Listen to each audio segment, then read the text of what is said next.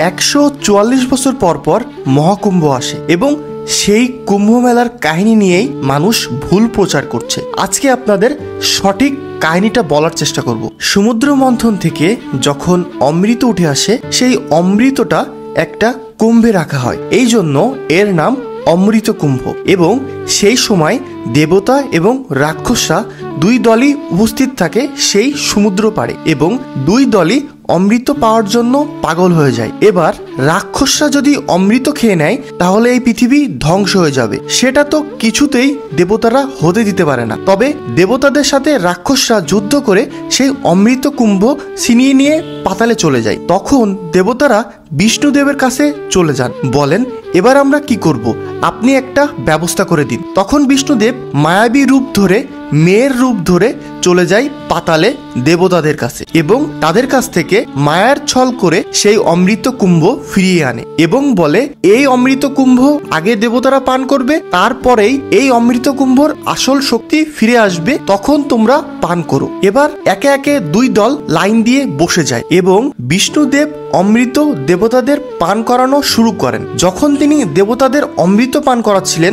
তখন একটা রাক্ষস দেবতাদের আকার ধারণ করে দেবতাদের মধ্যে বসে যায় এবং বিষ্ণুদেব সেই রাক্ষসকেই অমৃত পান করিয়ে দেয়। করার সাথে সাথেই সূর্য দেবতা তার আসল রূপ ফিরিয়ে দেয় রাক্ষসের। সেটা দেখার পর বিষ্ণুদেব তার নিজের রূপে চলে আসেন এবং তার সুদর্শন চক্র দিয়ে সেই রাক্ষসের ধড় এবং দেহ আলাদা করে দেয়। দেওয়ার পর ততক্ষণে তিনি অমৃত পান করে ফেলেছেন, এই জন্য তিনি এখন অমর হয়ে গেছেন। তার দেহ এবং মাথা দিয়ে রাহু এবং কেতুর জন্ম হয় এবং সেই সময় গরুড় দেব অমৃত কুম্ভ নিয়ে চলে যাচ্ছিলেন স্বর্গের দিকে। তখন গরুড় দেবের কাছ থেকেই 4 ফোঁটা আমাদের এই পৃথিবীতে পড়ে এবং সেটা আপনারা সবাই জানেন কোথায় কোথায় পড়ে। একটা হচ্ছে প্রয়াগরাজ, একটা হচ্ছে হরিদ্বার, একটা হচ্ছে নাসিক, আর একটা হচ্ছে উজ্জয়িনী। এখানেই আপনাদের ভুলটা বলা হচ্ছে বিষ্ণুদেবের হাত থেকে অমৃত পড়েছিল, কিন্তু না, এটা পড়েছিল গরুড়দেব যখন স্বর্গে নিয়ে যাচ্ছিল অমৃত কুম্ভ, সেই সময় 4 ফোঁটা এই পৃথিবীতে পড়ে। এই একটু 19-20 ভুল রয়েছে। অবশ্যই এই তথ্যটি সঠিক তথ্য, কারণ প্রয়াগরাজে একটা শো হচ্ছে, সেই শোর মাধ্যমে এই তথ্যগুলো আমি পেয়েছি এবং সঠিক তথ্যটা আপনাদের দেওয়ার চেষ্টা করেছি। আজকের এই ভিডিওটা দেখার পর আগামীতে যারা প্রয়াগরাজে যাচ্ছেন শাহী স্নান করতে, তারা হয়তো না যেতেও পারেন, কারণ আজকের এই ভিডিওর মধ্যে এমন কিছু সিন আপনাদের দেখাবো যা আপনারা দেখলে শিহরিত হয়ে যাবেন এবং অনেক ভয় পেতে পারেন। তো চলুন দেরি না করে শুরু করা যাক। শুভ সকাল। প্রয়াগরাজ কিংবা এলাহাবাদ থেকে আপনাদের স্বাগতম করছি।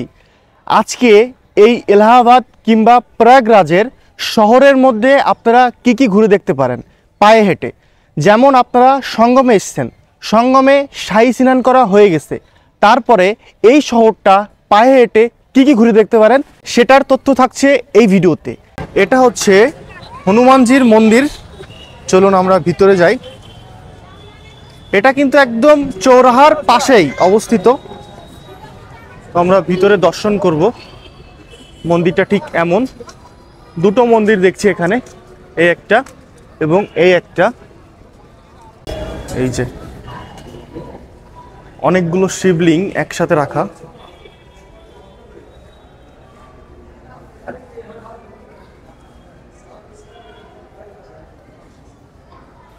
এই যে দেখুন,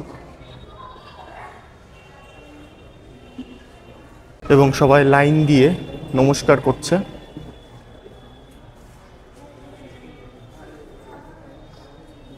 এখানে আবার অনেক ভোগ কেনার দোকান রয়েছে, মিষ্টির দোকান রয়েছে।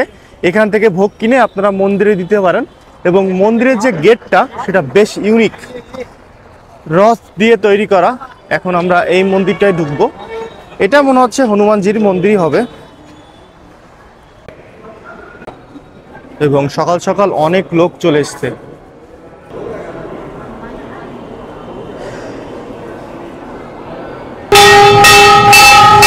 এটা হচ্ছে এলাহাবাদের হসপিটাল। আমি এখন অবস্থান করছি এলাহাবাদ মিউজিয়াম কিংবা এলাহাবাদ প্লেগ্রাউন্ড। এই মিউজিয়ামটি এখন বন্ধ রয়েছে, যেহেতু সঙ্গমের জন্য অনেক কর্মচারী আসতে পারেনি, এই জন্য মিউজিয়ামটি খোলা হচ্ছে না। এই যেটা দেখলেই বুঝতে পারবেন, এখানে লেখা রয়েছে এলাহাবাদ মিউজিয়াম অ্যান্ড প্লেগ্রাউন্ড। তো এটাই হচ্ছে মূলত সেই মিউজিয়াম। এই পার্কের মধ্যে ঢুকতে আপনাদের প্রতিজন 5 টাকা করে লাগবে, আর যদি আপনি এই মিউজিয়ামের মধ্যে ঢোকেন তাহলে প্রতিজন 50 টাকা করে লাগবে। মিউজিয়ামের মধ্যে তো ঢুকতে পারছি না, যতটুকু সম্ভব আপনাদের বাইরে থেকে দেখাই। আপনারা যদি এই এলাহাবাদ কিংবা প্রয়াগরাজে আসেন তাহলে এই মিউজিয়ামটা দেখতে পারেন, অনেক সুন্দর।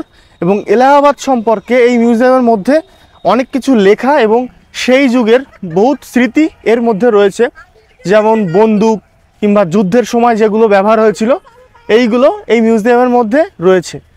দেখলে খুব বেশি ভালো লাগতো, বাট কি করার, সংগমের জন্য প্রায় সব জায়গা বন্ধ এবং রাস্তাঘাটও বন্ধ করে দিয়েছে, অনেক ঘুরে ঘুরে আসতে হচ্ছে। এই মিউজিয়ামটা বাদ দিলে এটা নর্মাল একটা পার্ক। এটা হচ্ছে লাইব্রেরি। আমার জীবনে এত সুন্দর লাইব্রেরি আমি কখনো দেখিনি, বাট কি আর করার, বন্ধ। বাইরে থেকে একটু দেখাই আপনাদের, দেখুন এলাহাবাদ যে কত পরিপূর্ণ একটা শহর, কত পুরাতন একটা শহর, সেটা এই বিল্ডিংগুলো দেখলেই বুঝতে পারবেন। মনে হচ্ছে আমরা কোনো মুভির যে বাড়িগুলো দেখি না, কোনো ভূতের মুভির বাড়িগুলো আমরা দেখি, ঠিক তেমন। আমি নিজের চোখকে বিশ্বাস করতে পারছি না যে এত সুন্দর কারুকার্য। ড্রোন এখানে আনিনি, যেহেতু এলাহাবাদে কোথাও ড্রোন ওড়াতে দিচ্ছে না, সেই জন্য আনিনি। এটাই হচ্ছে চন্দ্রশেখরজির মূর্তি, চন্দ্রশেখর। এবং এই জায়গাটা একটা পার্ক মতো করা, বেশ কিছু হরিণের মূর্তি রয়েছে এবং মেন মূর্তিটা হচ্ছে এই যে। এবার এদিকেও বেশ কিছু মূর্তি রয়েছে। যেহেতু এই পার্কের মধ্যে প্রায় সব জায়গা বন্ধ, এই জন্য এই জায়গায় এসে মানুষ একটু বিশ্রাম নিচ্ছে কিংবা ছবি তুলছে কিংবা এই জায়গাটার সৌন্দর্য উপভোগ করছে, এমন কিছু। এটা হচ্ছে 3 নম্বর গেট। এখান থেকে এই টিফিনটা সেরে নিলাম, একটু লুডুস আর একটা চা দিয়ে। এই যে মোটামুটি 40 টাকার মতো বিল হলো। এলাহাবাদের সবচেয়ে পুরাতন চার্চ, দেখুন ডিজাইনটা দেখুন, কিন্তু বন্ধ, ভিতরে ঢুকতে পারবো না, কারণ এলাহাবাদে হচ্ছে সঙ্গম, এই জন্য সব জায়গা বন্ধ। বাইরে থেকে একটু দেখাই, দেখুন কত সুন্দর কারুকার্য করা। এবং দেখছি পাশ দিয়ে এরকম রাস্তা করা আছে, আমরা একটু এই পাশ দিয়ে ঘুরে দেখে আসি কোনো দিক দিয়ে যাওয়া যায় কিনা। এরকম চার্চ আমি আগে কখনো দেখিনি। এই এলাহাবাদের যত বিল্ডিংগুলো রয়েছে না, ঐতিহাসিক বিল্ডিংগুলো দেখলেই চোখ দাঁড়িয়ে যাচ্ছে। এখান থেকে চার্চের আসল সৌন্দর্যটা দেখা যাচ্ছে, দেখুন ডিজাইনগুলো দেখুন একটু।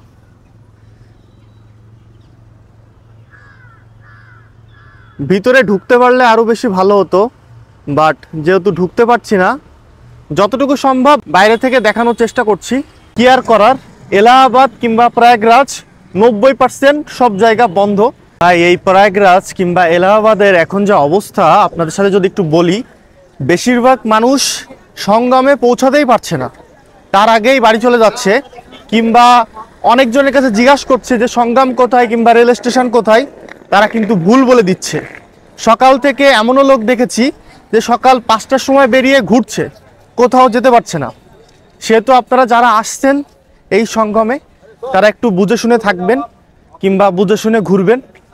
এখানে এত বেশি লোক, তো বিভিন্ন লোক বিভিন্ন কথা বলবে, আপনারা একটু ম্যাপটা ফলো করবেন। এবং এত দিকে রাস্তা বন্ধ করে দিয়েছে, এমন রাস্তাও রয়েছে আপনি হেঁটেও যেতে পারবেন না, সব টিন দিয়ে ব্লক করে দিয়েছে। বুঝুন অবস্থা, এখানের অবস্থা খুবই খারাপ। যারা আসছেন ফ্যামিলিকে নিয়ে, তারা একটু সেফলি থাকার চেষ্টা করবেন কিংবা হোটেল টোটেল বুক করে আসার চেষ্টা করবেন। হোটেল যদি এখানে এসে খোঁজার চেষ্টা করেন তাহলে কিন্তু পুরো 1 দিন লেগে যাবে, সেহেতু হোটেল বুক করে আসুন। চলুন দেখুন, সবাই আর কি রাস্তায় থাকছে, রাস্তায় শুচ্ছে, কারণ কোনো জায়গা নেই। অবস্থা দেখুন, সব দিকে বন্ধ।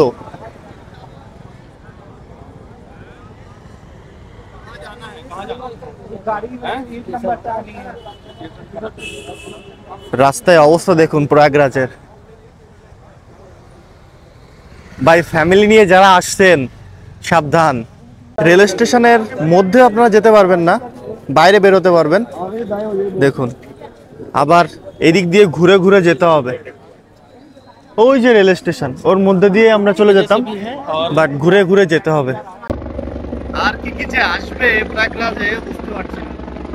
এখানেও বন্ধ, আমি তো যাবই, ওই যে ওই পাশ দিয়ে হেঁটে চলে যাব।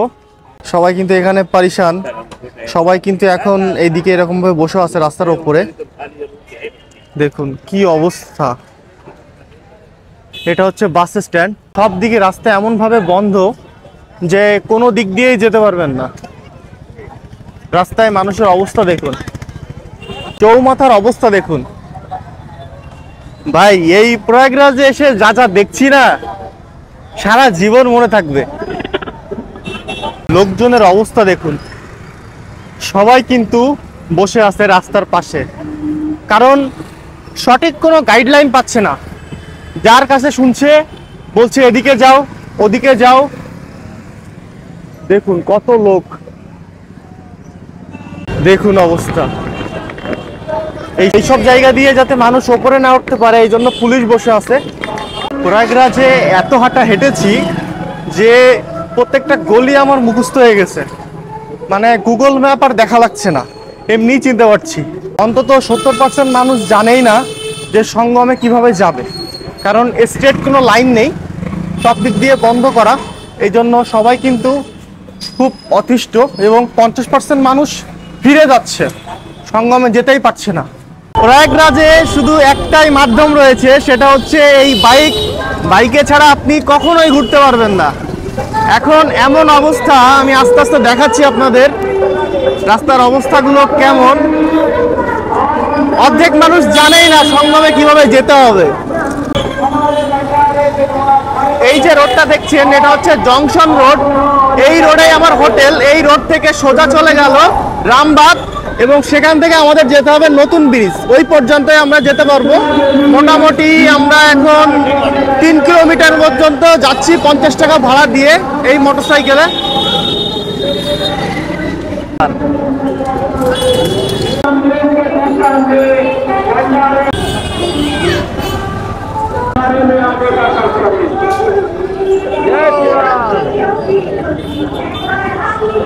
बन गया है क्या? देखो भाई क्या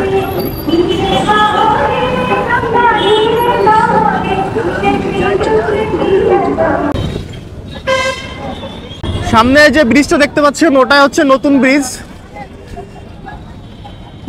এখানে দেখুন অনেক কিছু পাওয়া যাচ্ছে রাস্তার ধারে, কারণ এত মানুষ এখানে একটা চা লাও লাখপতি হয়ে যাবে।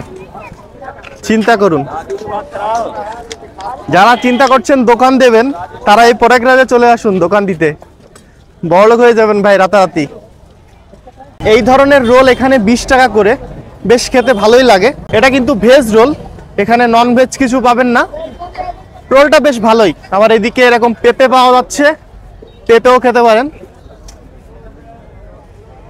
লোক দেখুন, আবার এদিক দিয়ে জুতো জামা কাপড় সব পাওয়া যাচ্ছে। এটা হচ্ছে একটা গাড়ির গ্যারেজ, ফ্রি সম্পূর্ণ, গাড়ি রাখতে পারেন। ওপরে আবার ড্রোন টানিয়ে রেখেছে। দেখুন বাচ্চাকে কাঁধের উপরে নিয়ে যাচ্ছে সঙ্গমের উদ্দেশ্যে। দেখুন মানুষ কিভাবে ব্রিজের উপরে উঠছে, কারণ রাস্তায় নেই, সব দিক দিয়ে বন্ধ করা। এদিকে দেখুন,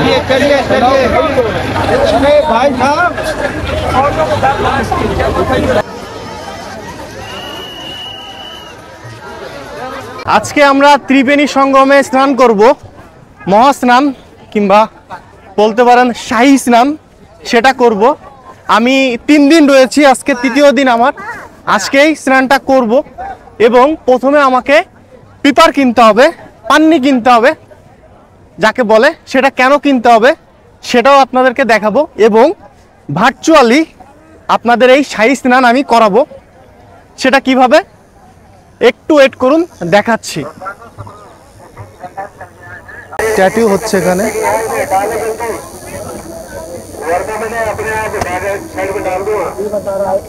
বাবাজিরা এখন সিটি ট্যুর করতে বেরোচ্ছে। এরা প্রায় দিন সিটি ট্যুর করে। এই যে যারা মাটির উপরে বসে আছে, বালুর উপরে বসে আছে, তাদেরকে এরকম মোজা প্রদান করছেন ফ্রিতে। এই যে দেখুন, 20 টাকা দিয়ে এরকম দেখতে একটা পেপার কিনে নিয়েছি। এই পেপারটা দিয়ে করব কি, এই পেপারটা দিয়ে প্রথমে আগে নিচে পেতে আমরা আগে জামা প্যান্ট খুলবো, খুলে এই পেপারের মধ্যে বাঁধবো, বেঁধে যদি সম্ভব হয় তাহলে এটাকে নিয়েই নদীর মধ্যে নামবো। কোনো রিস্ক নেবো না ভাই।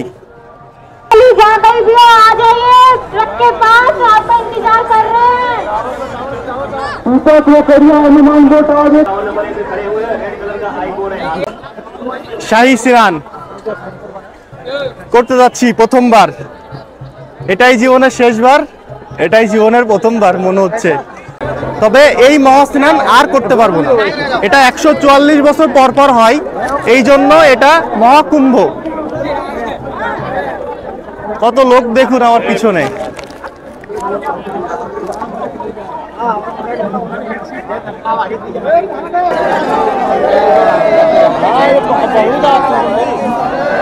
আমরা এখন গঙ্গার মধ্যে নেমে গেলাম। দেখুন, আমি আমার জিনিস কিন্তু কোথাও শুনিনি। এইদিকে অবস্থা দেখুন, গঙ্গা মাইয়া, গঙ্গা মাইয়া কি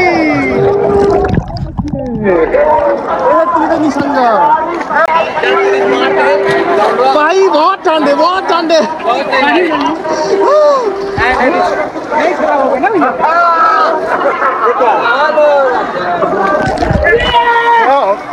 अरे कुछ मांगता माने होंगे है सब अकेला है ना इसलिए। क्या कलकत्ता से चलो यार, गंगा नहा बांग्लादेश चढ़ चली भाई यहाँ साथ में। हाँ हाँ ओके, बांग्लादेश चढ़ाई कर देना लोग यहीं से। हाँ चलो इसको ऑनलाइन नहीं हम इसको हम कलकत्ता से ले आया था करके। हाँ हाँ बढ़िया, ऐसे भी तुरंत पानी में जाके नहीं खराब नहीं होगा। लगाए हैं। हाँ हाँ ये तो वाटर प्रूफ है ही। इसके बाद और भी वाटर प्रूफ। हाँ बढ़िया, चलिए डुबकी लगा लेके चला जाए। और एक डुबकी लगा लो तो मुझे, ये देखो और एक ये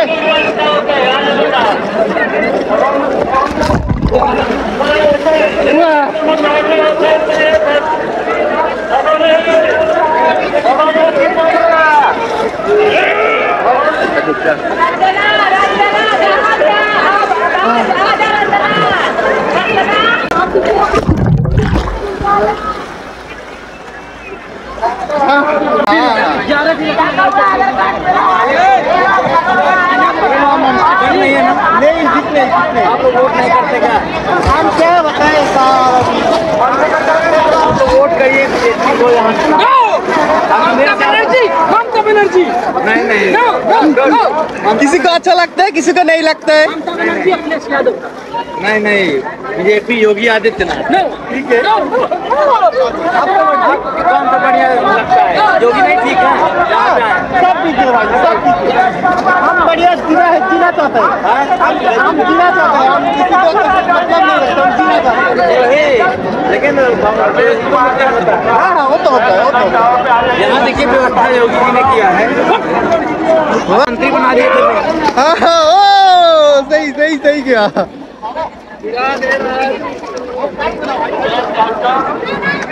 बहुत मजा आ रहा है, बहुत मजा आ रहा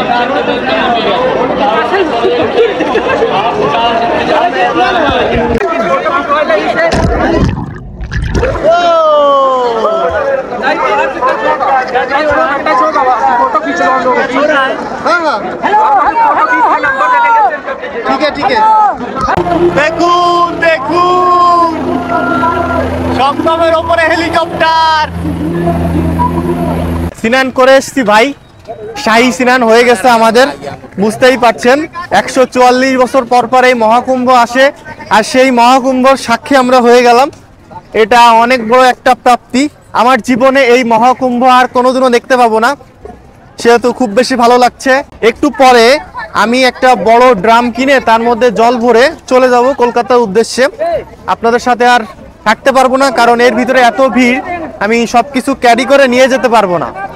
টাটা বাই বাই, সবাই ভালো থাকবেন, সুস্থ থাকবেন, দেখা হচ্ছে অন্য কোনো ভিডিওতে। এবং এখান থেকে আমি এখন যাচ্ছি হনুমান মন্দিরে।